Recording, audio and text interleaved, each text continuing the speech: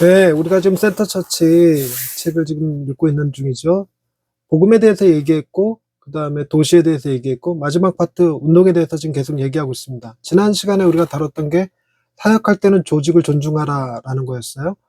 그럼 여러분, 조직을 존중하라 그 다음에 얘기는 뭐였을까요? 조직 역시 사역을, 운동을 존중할 필요가 있겠죠. 오늘은 그 운동을 존중하는 거에 대한 이야기가 나옵니다. 운동이 어떤 것인지, 어떤 운동이어야 하는지에 대한 이야기가 나옵니다. 교회는 구조와 질서를 가진 조직된 존재죠. 조직된 단체죠. 그리고 또한 열정과 성장이 있는 유기체적 단체여야 합니다. 그리스도의 몸이니까 성장해야 된다는 얘기죠. 그래서 교회는 제도여야 하지만 동시에 운동이어야 한다는 것입니다. 좀 더 쉬운 말로, 단순화된 말로 조직화된 유기체라는 말을 해요. 뭐 어느 정도 조직되고 어느 정도 유기적인 역동성을 지녀야 되는 것일까? 그걸 7대3으로 얘기를 하는데, 운동성이 좀 더 강하고 조직은 그 운동성을 뒷받침하는 정도로, 그러니까 7이 운동성, 3이 조직, 이렇게 얘기하는 것이 맞을 것 같아요. 그러니까 성령님은 우리를 생명력 있는 유기체이면서 동시에 구조화된 조직체로 만들기를 원하시고 계시죠. 그렇게 하고 계십니다. 그걸 알기 위해서는 먼저 우리가 우리의 직분에 대해서 이해를 해야 되는데, 교인들의 직분을 우리가 보통 일반 직분과 특별 직분 이렇게 나누는데, 특별 직분 그러면 우리가 지금 공부하듯이 목사님들 혹은 사도들, 장로님들 이런 분들이 특별 직분이겠죠. 하나님의 특별한 은사를 받은 사람들, 그리고 그 소명이 분명한 사람들, 그런 사람들이 지도자로 세워져서 그들이 어쩌면 교회의 특별한 일들을 감당하는, 조직적인 부분을 감당하는 부분이 될 것이고, 일반 직분은 뭐냐면 선지자들 모두에게, 그들은 왕 같은 제사장들이니까 왕이고 제사장이고 선지자의 역할을 감당할 수 있다라고 얘기를 해요. 그래서 성경은 모든 신자들을 선지자라고 부르고 있는데, 그건 뭐 우리가 서로 말씀으로 서로 권면하고 서로를 가르치고 격려하도록 인도받기 때문에 선지자라고 부르고, 또 성경은 우리를 제사장이라고 부르죠. 모든 성도들 제사장이라고 부르는데, 우리는 왕같은 제사장이라고, 우리의 몸을 하나님이 기뻐하시는 산 제물로 드릴 수 있는 사람들이어야 된다고 얘기하죠. 뿐만 아니라 우리는 왕이라고 지칭을 하는데, 우리가 왕적인 경향, 그 힘을 가지고 다른 사람들을 돌보고 섬기는 일들을 감당해야겠죠. 그래서 왕이라고 부릅니다. 그래서 일반 직분이 살아있는 그런 교회, 그게 뭘까요? 조직화된 유기체가 되는 거겠죠. 그래서 이런 조직화된 유기체가 되기 위해서는 성령님께서 우리 안에 일으키시는 그 열정들이 있어야 되고, 그리고 성령님이 우리 안에 부여하신 질서가 있어야 돼요. 열정과 냉정 사이가 아니라 열정과 질서 사이에 조화가 필요한 것입니다. 그리고 이런 역동적인 균형이라고 하는, 이 균형 감각이라는데, 이런 역동적인 균형 감각이 있을 때 교회는 인간적인 관점에서 지속 가능한 곳이 되는 것입니다. 이게 자칫 어느 한쪽에 치우치게 되면, 너무 조직화된 단체에서 기가 질리면 너무 또 운동화된 단체로 가버리게 되죠. 근데 운동성은 그 단체의 생명력을 불어넣고, 그리고 조직은 그 생명력을 지속시키는 데 포커스가 맞춰져 있습니다. 그러니까 우리가 얼마나 지속적으로, 얼마나 운동성을 가지고 생명력을 가지고 활동할 것인가, 이런 조직화된 유기체에 대한 관심을 가지고 있어야 된다는 것입니다. 그러기 위해서는 교회가 비전이 있어야 돼요. 비전과 신념이 있어서 교인들이 믿고 따라올 만한, 그리고 헌신할 만한 어떤 비전이 있고, 그 비전이 성취되기를 보고 싶은 열망이 있어야 돼요. 그래서 내가 이 일에 헌신하면 헌신할수록 이 교회가 내세우는 비전에 대해서, 혹은 우리 공동체가 내세우는 비전에 대해서 성취되는 것을 보기를 원해요. 그래서 교회 비전이 외부적으로 공개된 설득력 있는 교회 비전이 필요하다고 얘기를 하고요. 그리고 그 비전이 있을 때 비로소 희생적인 헌신들이 그 비전 아래서 일어난다고, 불붙을 수 있다고 이렇게 표현합니다. 뿐만 아니라 운동 역동성이 생겨나기 위해서는 뭔가 협력에 대한 개방성이 있어야 돼요. 우리가 남전도회, 여전도회가 서로 경쟁적인 단체가 아니라 서로 협력적인 단체가 되어서 어떤 행사를 치를 때 서로 돕고 하는 것들이겠죠. 이런 교회 안에 다양한 기관들의 협력도 필요하지만, 교회 바깥에 있는 단체들과도 좀 열린 마음으로 그들과 함께 뜻을 모으고 협력할 수 있는 어떤 개방된 마음들이 있어야 운동성이 생겨난다고 이렇게 봅니다. 우리의 목적은 그리스도의 제자 삼는 거잖아요. 그러니까 그리스도의 제자가 되게 하기 위한 뭐 어떤 목적이라면 얼마든지 함께 할 수 있다, 이렇게 볼 수 있는 거죠. 그리고 이게 위에서 명령하고 아래에서 순종하고 하는 상명하복식보다는 어떤 자발성이 있어야 될 거예요. 교회 청소를 하나 하더라도 서로 나와서 이 구역은 내가, 저 구역은 네가 이렇게 뒷받침만 되어주면 자기가 맡은 구역에서 최선을 다해서 능동적으로 이렇게 청소를 할 수 있는 아주 단순한 얘기지만, 그렇게 교회 행사도 마찬가지고 외부 사역도 마찬가지고, 어떤 자발성을 지닌 사람들이 모여서 일하게 되는 것, 그게 운동 역동성이겠습니다. 그런 걸 억압하는 것이 상명하복식으로 당에 허락받았어? 물건 사용 허락받았어? 이러고 있으면 교회가 문제가 좀 어려움이 생기겠죠. 그리고 이 경계인들이 있습니다. 운동성도 싫고 뭐 조직화도 싫고 이것도 저것도 아닌 그 경계에 있는 사람들이 있습니다. 그런 경계인 경험을 가진 사람들이 운동 역동성의 어떤 외적인 요인으로서 작동할 수 있다는 거예요. 사회적 배척을 받고 소외받고 핍박을 받았던 사람들이 교회 안에 들어오면 연대와 에너지를 창출하는 힘이 있다고 얘기하는데, 이건 알렌 허실의 주장이고 팀 켈러도 뭐 그럴 수도 있다, 이런 정도로 동의하는 것 같아요. 근데 기성교회는 그럼 어떻게 할 것인가? 이미 조직화가 탄탄하게 돼 있어서 우리 소위 말하는 화석화된 교회들, 이런 화석화된 교회들은 도대체 어떻게 할 것인가? 제일 중요한 건 은혜가 일으키는 그 부흥의 역동성을 체험하는 게 중요하겠죠. 아무래도 부흥이 한번 뜨겁게 하고 나면 다시 한번 역동성이 확 살아날 수 있지 않을까? 이런 생각도 할 수 있겠죠. 어차피 운동 역동성이라고 하는 것은 성령님이 일으키시는 열정이기 때문에 은혜가 필요한 일이고, 은혜 부흥이 이렇게 그 뒷받침이 돼줘야 가능한 얘기겠죠. 그런데 이제 좀 특이하게 틴켈러는 교회 개척을 얘기합니다. 그러니까 교회가 화석화된 교회가 살아나기 위해서, 운동 역동성을 갖기 위해서는 교회 개척을 시도해 보라는 거죠.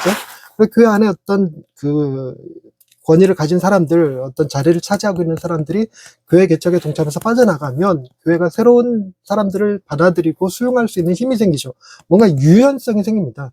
그런 유연성이 교회를 좀 운동 역동성을 새롭게 일으킬 수 있는 동기가 되기도 하죠. 문제는 어떠한 교회가 교회 개척을 할 수 있는 수준이 안 되면 그 교회가 운동성을 갖기 위해서 다른 여러 교회들과 연합해서 하나의 교회를 세우는 겁니다. 그러니까 교회를 한 교회가 하나를 세우는 게 아니라 여러 교회가 합쳐서 하나의 교회를 세워나가는 방식인 거죠. 이렇게 일할 수도 있죠. 그래서 교회 개척을 하게 되면 그 안에 역동성이 일어나고 진취성이 일어나고 창조성이 일어나고, 그리고 새로운 비전이 생겨나고, 이렇게 되면서 그걸 바라보는 기성교인들이, 어떤 회중들이 새로운 생명력을 느끼게 돼요. 뭐가 살아 움직이는 것 같고 꿈틀거리는 것 같은 느낌을 갖게 되겠죠. 그래서 교회를 개척하는 것이 중요하기도 하고, 그리고 교회를 개척하지 않더라도 화석화된 교회 근처에 새로운 교회들이 개척이 되면 그 새로운 교회가 일으키는 이상하게 미묘한 그 생명력이 전달이 됩니다. 전염이 돼서 우리에게도 뭔가를 새롭게 해보고 싶은 마음들이 생겨요. 찬양이 조금 달라진다든가, 교회의 결정 방식이 좀 달라진다든가 하는 것. 그래서 그런 것들이 그러니까 기존 교회가 개척하는 것도 교회를 운동성을 살리는 거지만, 화석화된 교회 옆에 교회가 개척되는 것도 동네의 교회들, 화석화된 교회들을 다시 한번 깨우는 그런 좋은 역할도 한다고 합니다. 그리고 세 번째로는 교회 핵심 사명들을 만들어내야 돼요.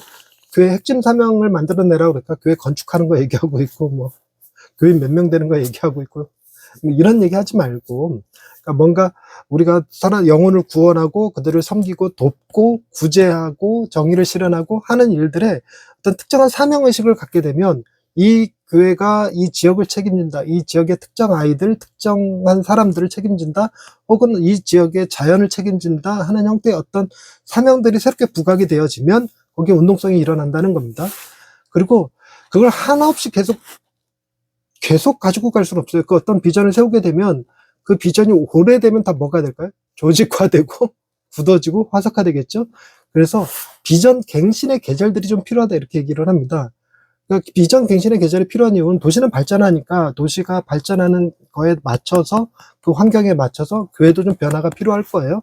그리고 내가 교회가 속해 있는 사역의 변화에 따라서 교회가 새롭게 눈뜨게 되는, 일할 수 있는 어떤 특정한 것들을 볼 수 있는데, 그런 기회들, 필요들을 발견할 수 있는 것, 그때 이제 교회 비전 갱신이 필요한 계절이다 얘기하고, 그리고 또 연말 되면 그런 거 많이 하죠.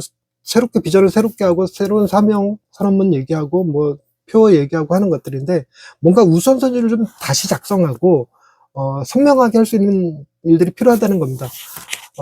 예전에는 교회가 안정을 취하는 게 최우선 과제였다면 이제는 좀 다른 걸로 바꿔야 되지 않을까. 우선순위가 좀 바뀌어서 이제는 안정이 아니라 청소년의 힘을 실어주자, 혹은 찬양팀의 힘을 실어주자 할 수 있을 거예요. 그러니까 그렇게 비전 갱신이 필요한 시절은 뭔가 새롭게 바꿔야 될 필요성이 느껴질 때, 그 교회 비전과 우선순위가 새로워짐을 새로워질 필요성이 있을 때 이렇게 하게 되겠죠. 그리고 교회의 사역 자체도, 그리고 교회의 그 짜여진 구조 자체도 혁신적인 변화를 가져올 만한 어떤 것들을 시도해 보는 거예요. 그러니까 기존에 있던 남성교회, 여성교회 이 개념이었다면 위원회 개념도 좀 만들어 보고, 그리고 뭐랄까 무슨 40대 그룹, 30대 그룹, 남성 그룹, 여성 그룹, 뭐 뭔가 좀 새로운 개념, 아니면 요즘 들어서 나오는 거지만, 그죠, 뭐 커피 만들기, 요리 만들기, 축구 교실, 뭐 이런 것들도 하나의 운동성을 가질 수 있을 거예요. 이런 갱신들을 필요로 하는 것들을 찾아가는 겁니다. 그리고 이 비전들을 향해서 움직임을 구체화시킬 수 있는 뒷받침되는 조직도 조금 필요하겠죠. 그러니까 그 구체화시켜서 끌고 나갈 수 있는 헌신된 사람들이 필요할 거고, 또한 재정이 필요할 거고 할 겁니다. 그래서 그런 재정을 가진 사람들, 헌금할 수 있는 사람들을 가지고 함께 비전갱신의 계절을 만들어가는 것입니다. 그래서 운동이 운동으로 남아있기 위해서는 조직화된 유기체로서의 균형을 만들고 유지시켜야 된다. 제도가 뒷받침된 운동성을 가져야 된다. 이런 얘기를 하는데, 이게 도표상으로 보면 제도와 이렇게 운동이 있고, 운동 쪽에 X표가 이렇게 딱 쳐져 있는. 그래서 제도로부터 7 떨어져 있고, 운동으로부터 3 떨어져 있는 곳에 위치하는 것. 이게 이렇게 그려져 있으니까, 왠지 제도가 70% 운동이 30% 같은데, 아니에요. 운동이 70%고, 제도가 30%입니다. 그러니까 교회들은 제도화를 향해 가려는 경향이 있어요. 그러니까 오래되면 갱신의 계절을 필요로 하고 갱신의 계절을 거치지 않으면 화석화되겠죠. 그런 경향들이 있기 때문에 자꾸만 운동 경향성을 가지는 자리로 제자리를 찾아 나가야 됩니다. 그래서 이걸 언제쯤 알 수 있느냐? 이 모임을 함께하는 사람들에게 기꺼이 헌신하려는, 희생하려는 마음들이 있느냐 없느냐. 기꺼이 희생하려는 마음이 있으면 운동성이 살아있는 거고, 그렇지 않으면 없다는 거예요. 그래서 기꺼이 희생하려는 마음이 없을 때는 비전갱신의 계절을 만들고 교회 개척을 하고 뭐 이런 것들이 필요한 거고, 은혜 부흥도 필요하고 뭐 이렇다는 것이죠. 그리고 조직화된 유기체를 유지하는 열쇠는 교회나 조직에서 부흥의 계절, 언약갱신의 시기를 반드시 거쳐야 돼요. 그런 것들이 필요합니다. 사람들은 하나님이 그들을 부르시고 명하신 그들을 기억하기 위해서 성경 말씀으로 돌아가야죠. 계속 성경 말씀으로 계속 돌아가야 되고, 그리고 그들이 마주한 새로운 영역, 그러니까 자신의 삶의 변화의 그곳에서 자신들의 삶과 자신들의 재정, 자원을 하나님께 바쳤었거든요. 구약의 성경의 사람들은. 그러니까 그런 일들이 오늘날에도 벌어져야지만 비로소 교회가 부흥의 계절을 타고 새롭게 또 성장하고 하는 일이 가능해질 것입니다. 오늘은 여기까지 하겠습니다. 다음 시간에 교회 개척은 역동적 사역의 결과라는 것을 가지고 함께 살펴보도록 하겠습니다. 수고하셨습니다.